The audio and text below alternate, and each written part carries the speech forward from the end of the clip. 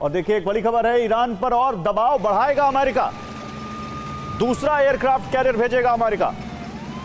George Bush aircraft carrier की तैनाती की जाएगी। अब 2 हफ्ते में मिडिल ईस्ट पहुंचेगा जॉर्ज बुश।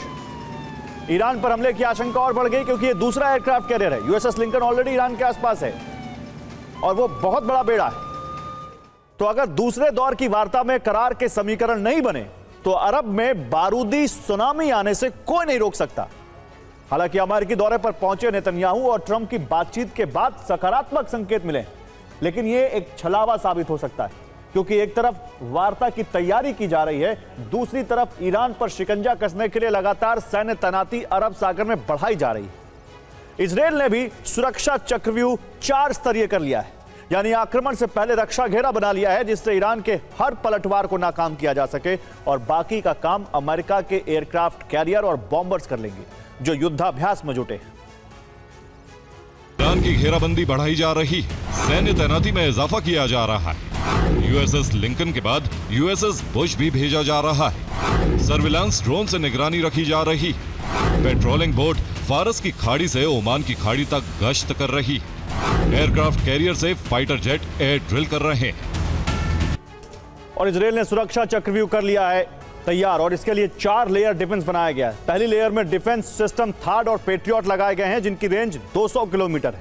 ये हाइपरसोनिक मिसाइल इंटरसेप्ट करने के लिए तैनात है। दूसरी लेयर में इजरायल का सबसे विश्वसनीय डिफेंस सिस्टम आयरन डोम की कई यूनिट लगाई गई है। डोम की रेंज 70 किलोमीटर है। इसके जरिए इजरायल शॉर्ट रेंज ड्रोन और रॉकेट इंटरसेप्ट कर सकता है। तीसरी लेयर में एरो का दूसरा और तीसरा वर्जन लगाया गया है। इसकी रेंज 200 किलोमीटर है। यह मीडियम रेंज ड्रोन और मिसाइल इंटरसेप्ट कर सकता है, जबकि चौथी और आखिरी लेयर में डेविड स्लिंग का एडवांस वर्जन लगाया गया है। इसकी रेंज 300 किलोमीटर है। यह ईरान के एयरक्राफ्ट और लॉन्ग रेंज मिसाइल इंटरसेप्ट कर सकता है।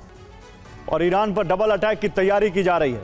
अब यूएसएस अब्राहम लिंकन का साथ देने के लिए USS George W Bush aircraft carrier पहुंच रहा है जो अटलांटिक महासागर से जिब्राल्टर स्ट्रेट पार करेगा।